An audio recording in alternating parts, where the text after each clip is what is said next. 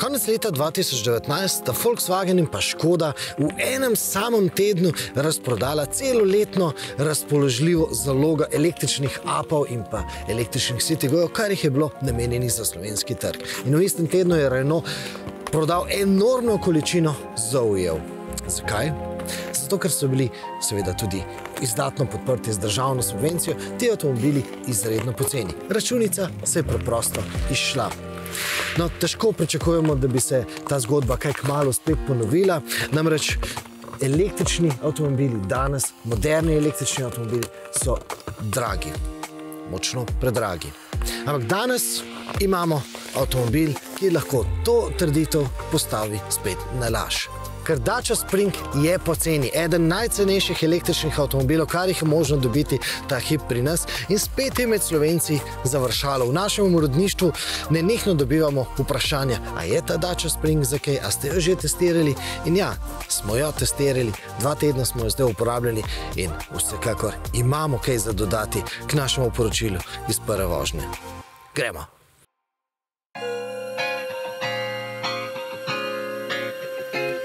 Torej, ponovimo osnove, ki jih je povedal že Luka v svojem prvem poročilu. Torej, Dacia Spring je poceni. To pomeni, da stane okoli 17 000 evrov, tale šmikerski Spring s temi oranžnimi ogledali stane 18 500. To pomeni, da absolutno gledano Spring stane bistveno več kot pa polno opremljeni šminkerski Dacia Sandero Stepway. Ampak Dacia Sandero Stepway je treba tankati na petrolih, njegovi servisi so dražji, registracija je dražja, ampak če želimo, da bomo s tem avtomobilom dejansko zares tudi prihranili, da se bo nekako računica izšla, potem je Springa smiselno polniti po noči doma na poceni toku.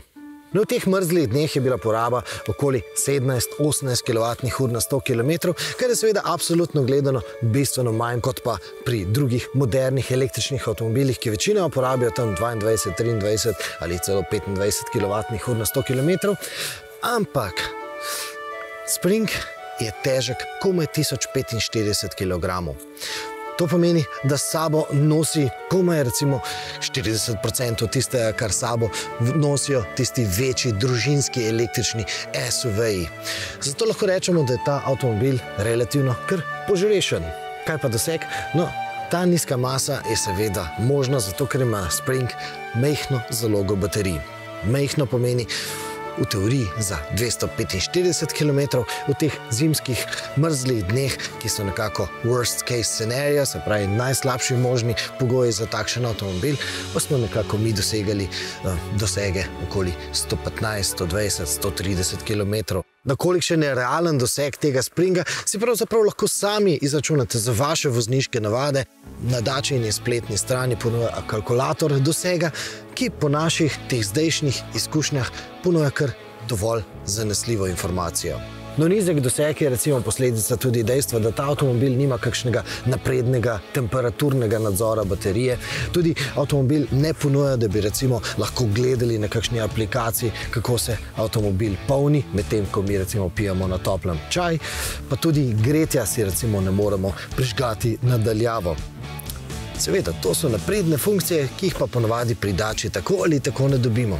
In pri Dacii smo navajeni, da tudi ne dobimo tistih najbolj naprednih elektronskih asistenčnih sistemov, in te asistenčni sistemi pogosto dajo tudi tiste dodatne zvezdice na testih Euro NCAP-a. In ja, ta avtomobil nima prav veliko zvezdic.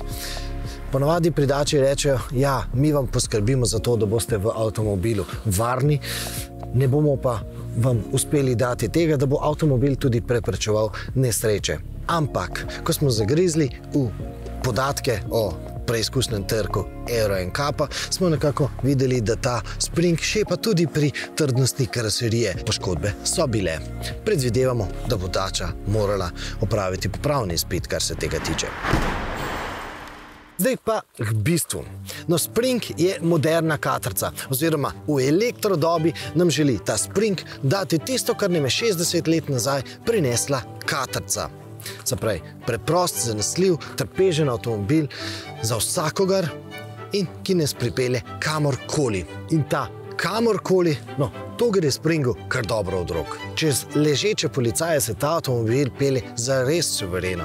Lahko ga boste dvignili čez kakšen robnik in predvsem je ta avtomobil zelo dober na makadamu. Ko zagledaš luknjo, nekako ne butne v kabino in tudi, ko je podlaga bolj groba, se nekako ne sekiraš, ker se avtomobil pravzaprav nič ne pritežuje za razliko od številnih modernih SUV-jev. Seveda Spring ni terenec, ampak tako kot katrca je tudi Spring pač lahek in zato tudi malo moči da spodobne rezultate. No, spodobne rezultate. To seveda pomeni, da ne pričakujete od tega avtomobila električno eksplozivnost, kajti Spring je počasen avtomobil. Pika.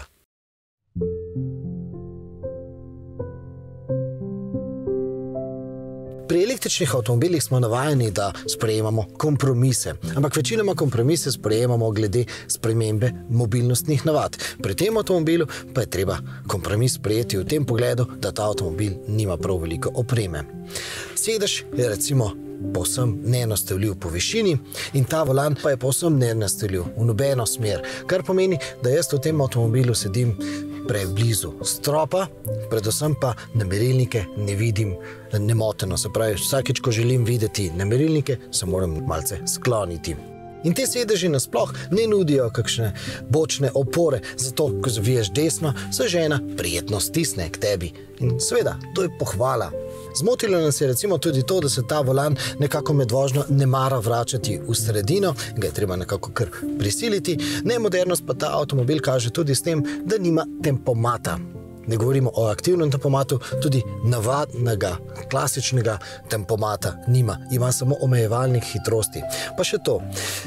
Podatke potovalnega računalnika pregledujemo s pritiskanjem na tipko, ki je tukaj sredi inštrumentne plošče. Ne glede na to, da ima tukaj na volanu kar nekaj slepih tipk. Gremo naprej, nima kakšnih stropnih ročajev, nima bralnih lučk, tudi zadaj je povsem neosvetljeno vse skupaj. Najbolj pa nas je zmotilo to, da ima ta avtomobil prezračevanje kar slabo speljano. V teh zimskih dneh so bila stekla stalno zarošena.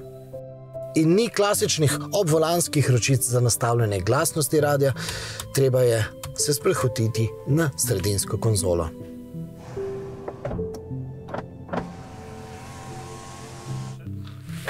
In prtljažno stikalo je tale majhna pikica. Potem pa nam ta majhna pikica odpre prtljažnik, ki je popolnoma neosvetljen. Ponoči smo si ga mi zato osvetlili kar s telefonom. Torej, če si navajen avtomobilov zadnjih 10, 20, 30 let, potem v tem Springu v resnici ni prav lahko. Ampak dajmo se še enkrat vrniti k katrci. The Renault 3 actually is the entry level, really basic one. There is no equipment, no side mirrors, you don't have bumpers like this, you just have this tubular thing, you don't have front grille. It was not successful because after 1 year and a half, in 1962, Renault already dropped the Renault 3. Torej, Dacia Spring ni nova katrca, Dacia Spring je novi Renault 3. Preveč osnoven, preveč basic model za današnje čase. In zelo smo si želeli, da bi temu avtomobilu uspelo, ker ideja je res dobra.